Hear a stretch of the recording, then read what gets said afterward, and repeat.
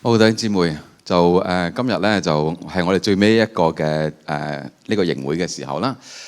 我哋每一年嘅獻心營咧，我哋都會係用崇拜嚟做結束嘅。即係個原因係因為咧，即係一方面我哋返主嘅殿裏邊啦，另一方面我哋咧係有感覺咁樣咧嚟係去嚟去獻心啊嚇。同時間咧，大家都知道咧，即係神學咧，即係最高峰係乜咧？最高峰咧係崇拜啊嚇。整個神學咧係透過崇拜咧嚟係建立咧信徒嘅群體，所以咧我哋即係一般嚟講咧，我哋響最尾一個嘅環節咧就肯定係崇拜同埋係一同咧領受主嘅聖餐嚇。要讀呢一段嘅經文咧係唔係因為咧嗰個裡面個主角咧叫西面嚇？西面就大家知道個英文係即係如果翻譯到英文就係 Simeon 啦嚇。即係同 Simon 咧係爭一個字母嘅串法嘅啫嚇，就唔係因為咧即係佢個名咧同我個英文名咧好相似嚇，而係咧就呢段經文咧事實上係我自己好多年之前咧入讀神學嘅時候咧一段都幾對我嚟講咧係幾重要嘅一段嘅經文嚟㗎嚇。今次咧即係坐喺度，即係我哋人唔係好多啊嚇，咁但係咧就即係歷來咧都未試過咧坐喺度嘅人咧有1/3嘅人咧其實就已經係報讀咗神學，然之後再加1、2個咧，其實讀緊神學添㗎啦嚇。咁咧就所以咧，即係我估咧係一方面係即係有弟兄姊妹，因為你已經報讀咗我哋嘅 MACS 啊、MDiv 啊，即係等等也好，又或者咧係即係你係想入嚟咧嚟係一段時間去思想一下，到底咧即係上帝喺你嘅人生裏邊有啲乜嘢嘅召命啊？又或者咧你係為到你個仔入嚟，咦喺邊度咧嚇？呢度，喺度啊！即係為到你個仔入嚟咧，嚟係去做施洗約翰都唔頂㗎嚇。咁咧就，但係無論如何咧，就甚至你可能係入嚟咧係純粹想認識多啲，到底咧神學院係點㗎？神學院老師係點啊？或者咧即係啲同學等等係點樣樣啊嚇？我估咧即係無論你係報讀咗神學，或者咧係未報讀神學等等咧，我估你係可能有唔同嘅原因㗎嚇。可能咧即係你係即係對神學有興趣，因為即係你覺得你係好想咧即係深化自己嘅信仰，即係透過學習神學咧而係更加咧去明白到底自己嘅信仰係啲乜嘢嚟㗎嚇。又或者咧你係有呼召嚇，即係好似頭先我哋其中一個嘅即係阿 Rex 咧同我哋分享嘅時候咧。即係佢話咧，佢係響上帝裏邊咧有個領袖，係需要咧係覺得咧應該咧係用餘生咧嚟係去服侍上帝嚇。又或者你咧係好想帶住使命咧嚟係去做學術研究，即係以至到咧即係將來咧可以係透過學術研究咧嚟係去實踐你自己嗰個信徒嗰個嘅人生嚇。無論你係邊一類型嘅人啦，係咪？我哋好 diversify 嘅呢度，即係乜嘢人都可以有嚇。但係無論你係咩人咧，即係我想今日咧用一個嘅題目咧，同我哋一齊去反思。就係人生咧有憾嘅，但係咧即係但求係無悔嚇。人生係難免係有遺憾嘅，即係好多遺憾嘅你可以嚇。但係咧就即係到你好似我同阿陳牧師咁嘅年紀嘅時候咧，我細佢少少啦嚇。咁咧就到底咧諗翻轉頭，你會唔會係無悔人生嘅咧？雖然係有憾嚇。我自己咧係回想係1992年34年之前嚇讀神學嘅開始。所以我當年咧係29歲啦，係咪嚇？咁就放低自己一份好中意嘅工作嚇。當我自己讀神學之前，其實我係響當時叫理工學院啦嚇，響理工學院教緊書㗎，響個叫應用社會科學系裏邊教書嘅。當時好好㗎，因為咧身高啦，係咪良準啦，並且社會地位都相當之唔錯，同埋仲有一個好好嘅機會嘅，因為當時理工學院咧啱啱係開始要轉型做大學㗎嚇，咁所以咧喺嗰段時間咧就當然我都係因為上帝嘅喺上帝裏面嘅領袖，而係決定咧34年前咧嚟係放低自己嘅工作，然之後讀神學。一讀咧就讀咗7年，我由 MDiv 開始讀起，然之後讀 PhD 嚇，一讀咧就讀咗7年嚇，然之後完咗之後咧就即係上帝唔放過我，就入咗嚟崇基教書，所以一教書就教咗即係誤墮呢個陳網，唔係即係呢個神學院嘅網咧，誤墮咗28年嘅啦，其實已經我喺度教書教咗28年嚇。如果大家數一數嘅時候咧，大家知我今年咩年紀啦嚇？即係我係今年咧講個公開秘密俾大家聽，我周圍同人講嘅，因為我係63歲嚇。中文大學我哋入嚟嘅時候，嗰個 cohort 咧應該係60歲退休嘅嚇。咁所以即係本來應該退咗休嘅，我應該見唔到大家嘅本來嚇。不過咧就即係因為某種原因啦嚇，俾阿院長逼咧就要留多2年。咁所以咧就我今年咧其實就會係正式咧係退休㗎啦嚇。我記得咧喺我讀神學嘅時候，我讀第一年讀第2年 MDiv 嘅時候咧，即係當時係1993年啦，係咪嚇？上一科叫做講道學嚇，咁就講道學咧。個老師咧就同我哋講咧，講道咧就唔係傳遞知識嘅，雖然都肯定係有呢個知識嘅內功先至可以講道啦，係咪啊？就唔係咧，講道唔係純粹係即係知識嘅傳遞嚟嘅嚇。講道咧係佢話咧係要將生命咧，你嘅自己嘅生命咧，喺上帝裏面嘅生命咧注入去即係嗰篇嘅道裏邊。所以咧當時老師咧就同我哋講，佢就話咧，你一定要諗，到底你生命為乜嘅？即係作為一個講員，你一定要諗，到底咧你生命為乜嘅？所以咧佢就當時做咗一個課堂上面嘅活動啊嚇。咁咧就係佢話咧，假設我哋而家知道自己患咗一個死梗嘅一個嘅絕症啦嚇，然之後佢要我哋諗咧，到底我哋個墳墓啊，如果要整一個嘅好短嘅墓誌銘，到底咧嗰個墓誌銘你會寫乜嚇？墓誌銘即係喺墓上邊一個即係能夠反映你人生嘅一句嘅説話或者一段嘅説話啦嚇。我想大家都諗下，我想大家諗下啦，萬一你聽日就玩完啦嚇，聽日你就生命結束，你個墓誌銘會寫乜嘅咧嚇？我俾20秒大家諗下。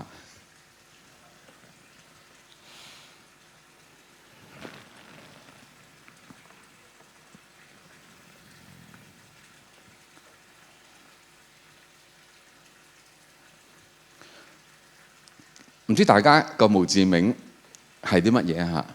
我當時咧即係老師俾咗20分鐘我哋諗嘅，即係其實嚇。咁大家今日即係遠遠低過20分鐘。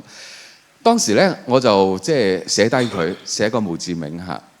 我就寫呢句嘅説話，1993年嘅時候嘅説話就係、是、天在轉，地在走，今生盟誓以守嚇。呢句説話係當時咧，即係我決定咧，如果我死嗰刻咧，我要抌落自己嗰個嘅墳墓上邊嘅嚇。當時個心情係點咧？就係即係天在轉，地在走，即係時間係滴答滴答咁樣咧嚟係去過嘅嚇。然之後我哋覺得地下唔喐，其實我哋大家知道個地球一日23個鐘頭，大概50零分鐘咧係轉一次嘅，即係我哋地下其實係大概1日到就會轉一次嚇。當時我諗就係時間滴答滴答咁過去，係時間不留人嘅，並且係我哋空間咧其實都不斷係響度轉變嚇。我當時諗就係，如果我真係要死嘅話咧，我睇返轉頭啊，到底我個生命當然好多遺憾係咪？但係咪一個即係無悔嘅生命嘅咧咁嚇？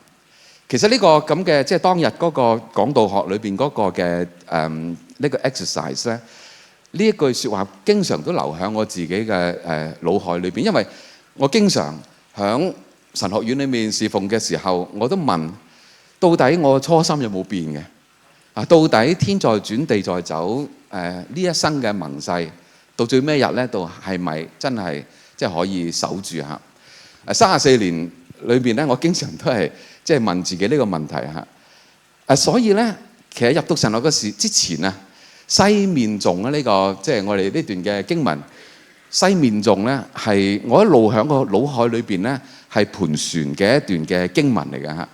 大家頭先讀呢段經文，大家都會記得就係呢段經文係耶穌出去世好短時間嘅時候，話説咧就係佢父母瑪利亞同埋約瑟咧係將耶穌帶入去聖殿，因為要做一啲嘅即係猶太人嘅一啲嘅禮儀啦。然之後，正當係入到聖殿嘅時候，有一個老人家嚟嘅，應該肯定係就係一個老人家叫做西面啦，就一見到耶穌，即刻咧就走過去抱住耶穌，然之後咧點解咁開心嘅咧？好似或者咁安慰嘅都見到耶穌，因為咧佢曾經喺聖靈裏邊領受一個啟示，就係咧佢喺未死之前咧，佢係會必定睇到咧上帝所立嗰位嘅基督嚇。然之後佢一見到耶穌，佢話：哎，終於等到啦嚇！然之後去到第28節嘅時候咧，西面咧就將耶穌抱過嚟啊嚇！然之後讚美稱頌上帝咁樣講咧，好有趣喎！第一句稱頌我都未聽過咁樣人稱頌法，就係主啊，如今可以照你的話，容你的僕人安然去世啦嚇！即係話咧，唉，等到啦，終於可以死啦！只要容許，即係可以咧，按住上帝嗰個嘅説話咧，然之後讓僕人咧安然離去。你見到咧，西面咧係真係見到基督，然之後死而無悔，即係嗰種情懷咧係相當之強嘅嚇。咁你可能話西面邊個嚟嘅咧？咁到底大家知道喺聖經裏邊咧，我哋對於西面呢個係乜人嚟嘅咧？其實咧係所知不多㗎嚇。我哋大概知道佢係一個好謙卑嘅一個嘅上主嘅僕人啦。佢係一個咧聖靈充滿嘅一個嘅上主嘅僕人啦。並且咧佢係一生係懷住一個好強嘅盼望咧，要真係親眼見到道嘅啊，親眼要見到咧基督向佢面前出現嘅。於是乎咧，到佢走到人生嘅盡頭嘅時候，佢突然之間有一個好大嘅恩典。個恩典就係終於俾我見到啦，終於可以甚至懷抱住上帝嘅聖道啊！因為大家可能諗，即係睇大家都好年輕啫，除咗陳牧師之外嚇，你可能諗，我有排都未死下話照計，如果香港個平均女人嘅年齡大概86歲到嚇，男人年齡82歲，你可能數一數咧，仲有我睇你仲有50幾年啦，應該係咪嚇？60幾年啦，大概啊。你可能覺得喂，冇必要諗下呢個問題，即係我咪到老先至諗到底我一生人會唔會有即係會有後悔，即係特別又咁樣做人會後悔咧咁樣嚇。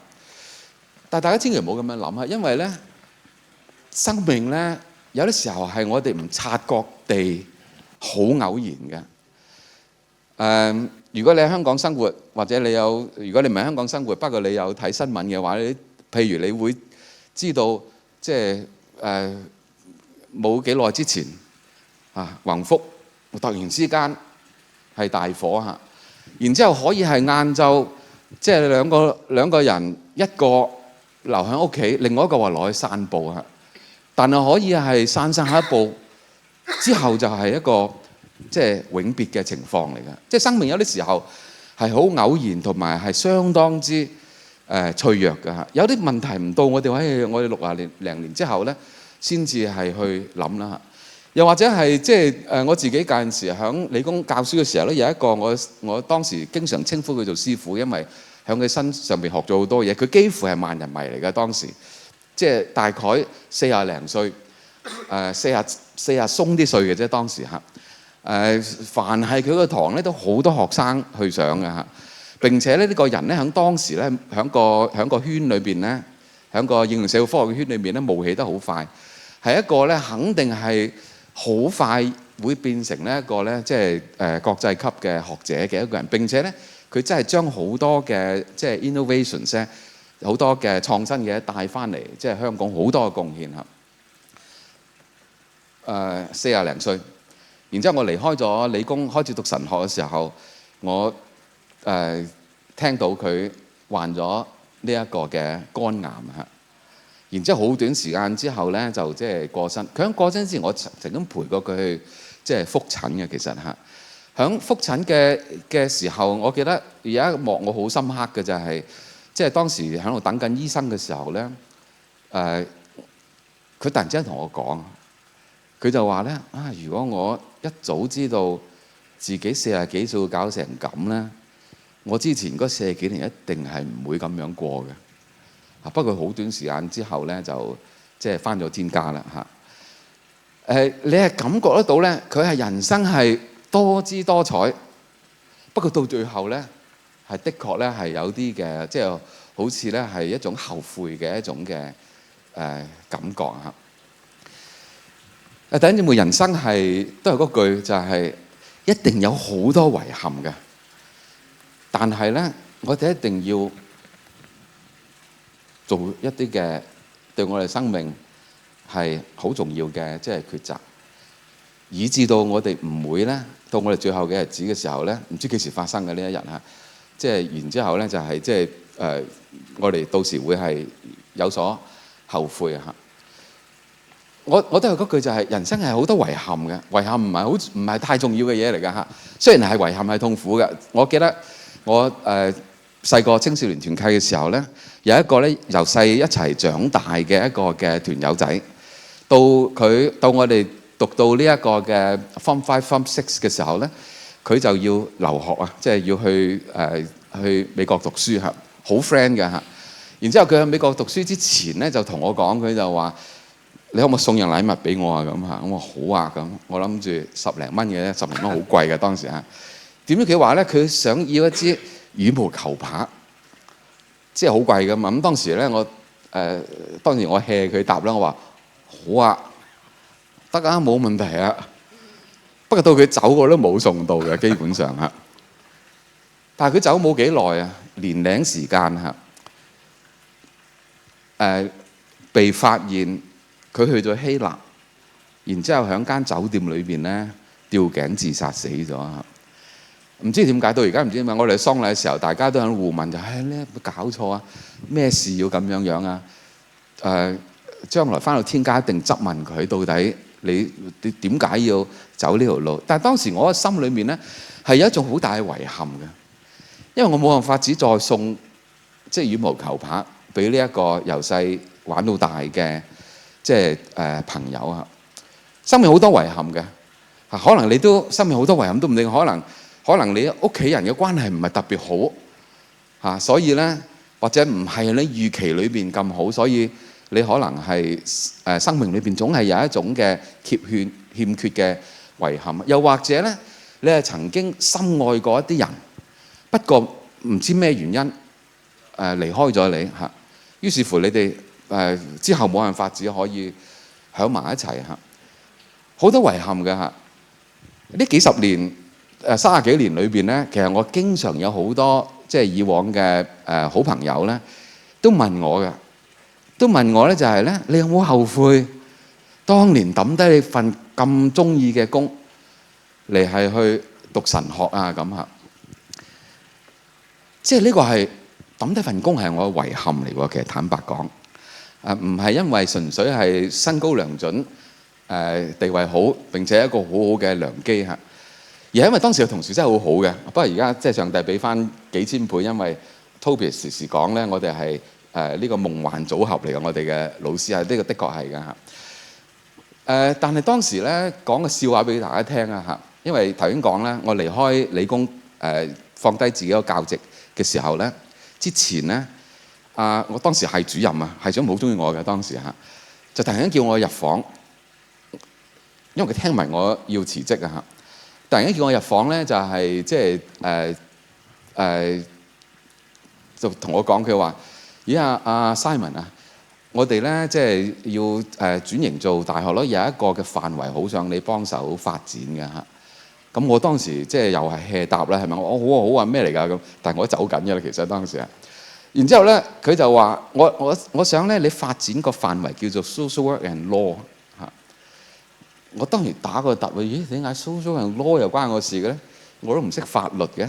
咁做乜關我事？咁然後我話：咦我唔啲飯我唔係好掂嘅喎，即係如果幫到手嘅話，我都幫下手得嘅，即係要我發展未必得喎咁。然之後咁樣咧，咗即係大概15至20分鐘到啦嚇。出咗系主任辦公室嘅時候，我心諗點解佢會叫我搞呢個 social work and law 嘅咧咁嚇？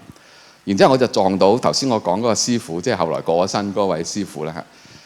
我就點解係主任要叫我發展 social and law 嘅咧咁嚇？咁然之後佢最初唔係好知，不過佢諗下佢諗到點解啊嚇？佢就話咧，事緣就係早幾日咧，係主任咧就喺走廊撞到佢，然之後咧佢就知道我要讀書，咁佢就問阿師傅，就問阿 Simon 讀乜啦？其實去咁樣嚇。咁其實我講過俾我係主任唔聽，不過佢唔記得咗應該嚇。然之後咧就呢一位同事咧，因為好識得保密嘅，佢又唔知道我有冇講過俾係主任唔聽，所以咧呢位同事咧就係即係吞吞吐吐咁答，就係佢係讀書咯，佢讀書咯咁樣嚇。咁然之後係主任聽到，以為我走去讀 law 原來佢係講嘅佢係讀書咯。即係咁樣樣，為咗幫我保密嚇。咁我當時就係一方面就係我赫然發現原來呢個係一個咁天大嘅誤會啦，係咪嚇？但係另外咧，事實上面咧，如果當時真係留喺度啊，即係嗰個前途都唔錯嘅，即係應該我相信，即係如果繼續留喺度嘅時候啊。但係點解要讀神學又無悔30幾年咧？你睇西面，我哋可能會係知道點解嘅嚇。大家知道西面係乜人，我哋唔知啊。頭先講係咪？但係咧有一個好有趣嘅傳說嘅，其實喺典外嘅文獻對於西面嚇，就係話説西面咧係耶穌出世之前300零年之前嘅人嚟嘅啦，已經咁，所以佢死嗰陣應該360幾歲嘅，即係傳說嚟嘅咋嚇。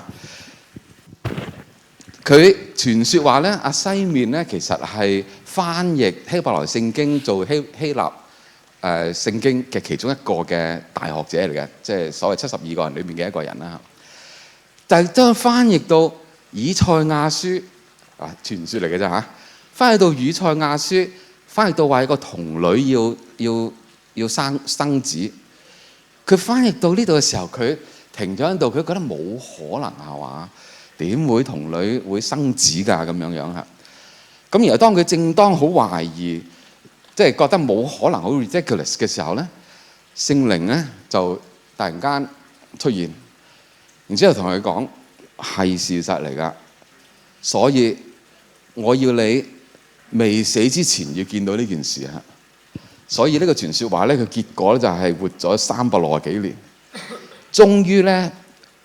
耶穌出世啦，喺個聖殿裏邊咧，即係見到耶穌，所以佢話而家我好安樂啦，我可以按你嘅説話咧嚟係去離開個世界。你如果你代入呢個傳説啦嚇，你想像一下，佢點解咁無悔而終嘅咧？佢可以嚇，我哋睇下，其實。你可以話佢係真係朝聞道，夕死可以嘅，即係真真正正係終於可以抱住上帝嘅道、上帝嘅話，親身唔係二手，係親身咁樣見主面，佢覺得夕死都可以啦，夜晚死都得啦。於是乎佢一生咧，終於係無悔嚇。即係弟兄姊妹，你如果對神學有興趣嘅話，可能好多種原因嚇。我諗其中一種原因係因為可能你返教會好耐，然之後你覺得已經係你個信仰硬係去到某一個地步咧，已經係好似都係咁啦咁樣樣啊！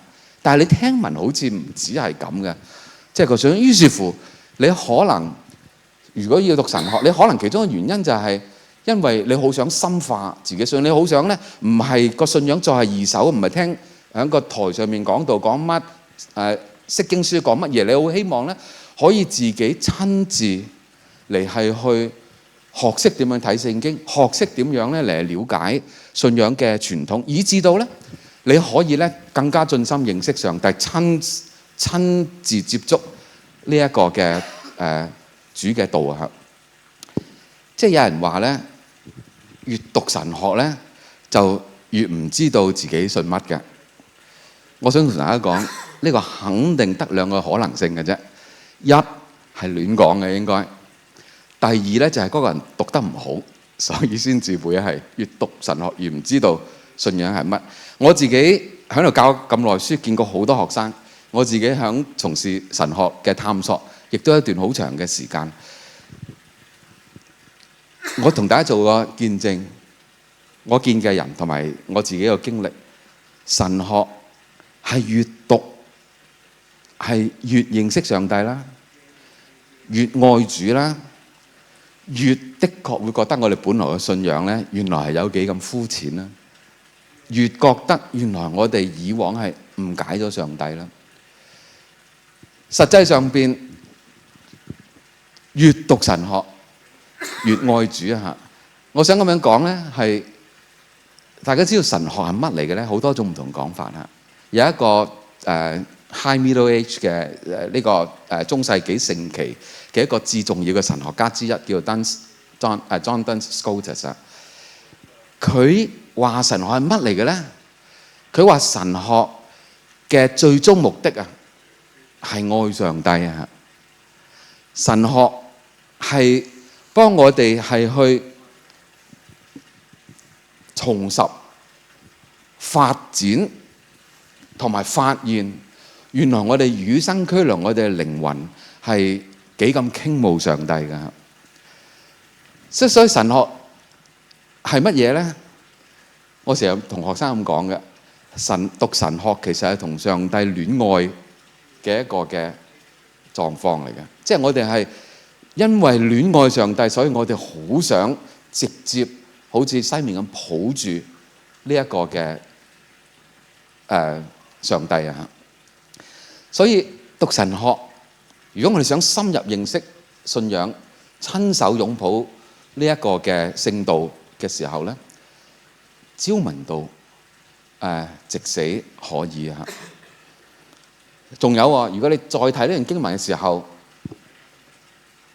你會發現呢段經文第31節嗰度，西面咁開心唔淨止因為朝聞道，夕死可以嘅。西面係31節，就是你在萬民面前所預備的，是啟示外邦人的光，是你民以色列的榮耀啊！西面抱住耶穌嘅時候，佢望到嘅就唔係一個 BB 仔嚟嘅喎，佢唔淨止係直接擁抱緊聖道啊！佢係望住個 BB 仔嚟係睇緊上帝嘅國啊，喺個地上面展開啦嘅一個嘅過程。佢係好耐係渴望緊佢嘅民族同埋全世界嘅救恩咧係嚟到嘅。佢望住耶穌，抱住耶穌咧係見到嘅係好快個使命，天國嘅使命或者佢民族嘅使命得到實現，然之後世界咧係得到真正嘅改變。所以佢唔係淨係見到耶穌，佢係見到上帝嘅使命係喺人間裏邊實現，係見到聖子係由聖父所差嚟，係見到聖父同埋聖子差聖靈嚟，並且係見到聖父、聖子、聖靈差教會進入呢一個嘅世界去實踐天國嘅使命啊！跟住可能當中你報咗神學也好，或者考慮緊報神學也好咧，除咗你好想認識個信仰之外咧，係你好想參與響上帝嘅差遣裏邊㗎嚇。可能上帝會差你去教會工作，唔定；可能上帝會差你去教育嘅世界繼續工作，也唔定。我哋喺唔同崗位，我哋都可以係參與響上帝嗰個嘅差遣，我哋進入世界實踐天國使命嘅一個嘅過程啊。又或者你係記得一段路加福音第4章18節嘅經文，你記得話主的靈在我身上，因為他用膏我，叫我傳福音給貧窮的人，差遣我宣告被擄的得釋放，失明的得看見，受壓迫的得自由，宣告上帝悅納人的禧年。然之後可能你又記起約翰福音第20章第21節，復活咗嘅耶穌對住跟隨佢嘅人講話：願你們平安，父怎樣差遣了我，我也照樣要差遣你們啊！可能你要讀神學原因，因為你深受上帝嘅感動，要參與響天國實踐於人間咧嘅一個嘅使命啊！我又做一個過來人，同大家嚟係去分享，就係好難嘅呢條路，好多困難㗎，唔係道門閂咗就開隻窗俾你咁樣嘅，好多嘅困難崎嶇不平㗎嚇。不過如果我哋無忘我哋初心，我哋信仰嘅初心，我哋如果你會讀神學嘅時候，個神學嘅初心，每一次困難過之後咧，你都發現原來上帝喺背後喺度做緊嘢㗎。我哋以為我哋自己推開道門，原來上帝喺我哋個頭殼頂嗰度推緊道門㗎。然之後我哋經常係發現每次困難過之後，一個人個智慧就真係成長咗。原來嗰啲困難崎嶇不平係上帝要鍛鍊我哋咧，即係嘅場所嚟㗎。我呢幾廿年裏邊響上帝嘅地方去侍奉佢，好多崎嶇不平，但係實在真係詩篇第23篇第4節開始嗰個嘅寫照嚟嘅。我雖然行過死蔭的幽谷，也不怕遭害，因為你與我同在，你的杖你的竿都安慰我。在我敵人面前，你為我擺設筵席，你用油膏了我的頭，使我的福杯滿溢。我要一生一世必有恩惠慈愛隨着我，我且要住在耶和華的殿中，直到永遠啊！上帝如果邀請我哋同佢同工，我哋有幸同佢同工嘅話呢，我哋如果忠於上帝嘅使命，受主差遣進入世界，你會起碼我發現下，主如果用我哋一生嘅話呢，係的確係即係好得無比嘅，全部嘢都唔係好重要，即係呢個世界嚇。有一個嘅即係年青人咧，喺一間 listed 嘅即係上市嘅大公司做嘢嘅嚇，前途無可限量。並且佢個老闆咧好中意佢，好短時間加好多薪，然之後升佢職嚇。但係有一日佢同老闆講打一幅辭職信，然之後同老闆講咧我要辭職啦咁。個老闆咧就係話唔係話你辭職，你好快升職咯。佢話係啊，我都知道，如果繼續喺度好快升職。然之後個老闆問佢話：咁你係咪揾到更加好嘅公司啊？即係更加好發展啊？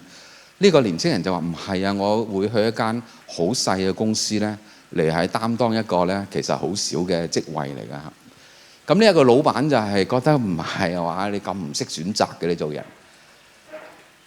然之後繼續問：咁你做咩要走啊 Colton？ 即係咩原因啦？然之後呢一個嘅年青人微笑同佢講，好柔然同佢講，佢話係啊，因為間公司係我爸爸開㗎嚇，我想翻去爸爸嘅公司咧，嚟係去同佢一齊嚟係去拼嚇。弟兄姊妹，你可能係因為咗招文道，然之後考慮或者報名入嚟即係讀書嚇。可能你係唔止係咁，你係好想 realize 上帝對你嗰個嘅差遣，所以你入嚟讀神學，將來唔知喺邊度，你係好好地侍奉上帝嚇。無論咩原因，一定要記住，你今日嘅決定係好重要嘅，即係其實。並且你今日如果決定嘅話咧，你要揾一個係無悔你人生嘅決定先得。我嘅墓誌銘係天在轉，地在走，今生盟誓以守。我睇怕如果我聽日會死嘅話咧，我應該夠膽用呢句説話，等喺我自己墓誌銘嗰度嘅嚇。你嘅墓誌銘係乜咧？人生一定有遺憾㗎，但係一定要係無悔嚇。無論你係讀神學也好，唔係讀神學也好，真係要及時係去獻心。唔一定要讀神學㗎，我一定咁樣講嚇。但係一定要及時去獻心嚇，爭取朝聞道，爭取可以好好地咁樣嚟係去侍奉上帝嚇。我自己讀神學入讀神學院之前，當時對住十字架寫咗一首歌俾自己嚇。即係而家好啦，即係間時冇得配樂，而家咧揾電腦都可以配到樂嚇。呢首歌我今日邀請咗我哋一位 M.Div 嘅同學咧，幫我哋演繹嚇。咁我想用呢一首當年1992年，可能係7、8月嘅時候寫嘅一首歌咧，係結束嚇。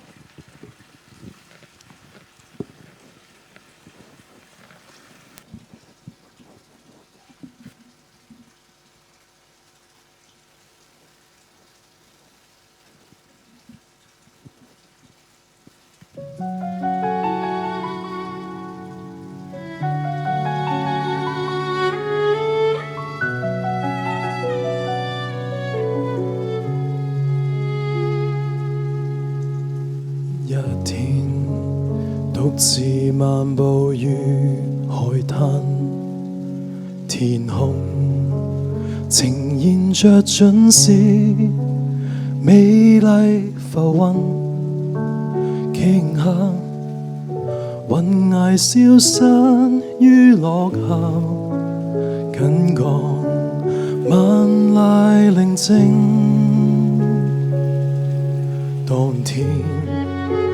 當天終於知曉，救主耗盡生命為救罪人，此刻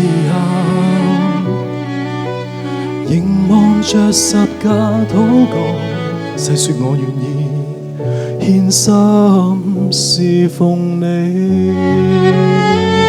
用我一生記着為主肩擔重任，盡我生侍奉，莫說犧牲，憑着信心努力，為了主的教會，耗盡我，救主用我。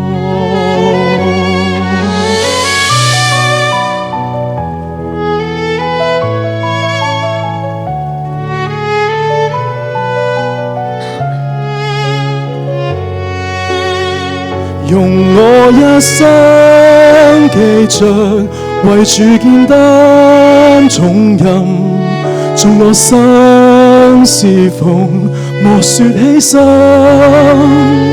憑着信心努力，為了主的教會，耗盡我，救主用我。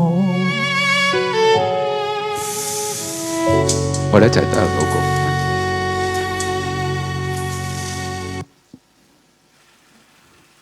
上主，我哋感恩，因為你係呼召我哋成為你嘅兒女。上主，我哋感恩，因為我哋響你裏邊，我哋係有恩典。我哋上主，我哋感恩，因為你係將你作為我哋戀愛嘅對象，等住喺我哋嘅心裏邊。上主，我哋感恩，因為你作為一個差遣我哋嘅上主，你係將呢個差遣放喺我哋嘅心裏邊。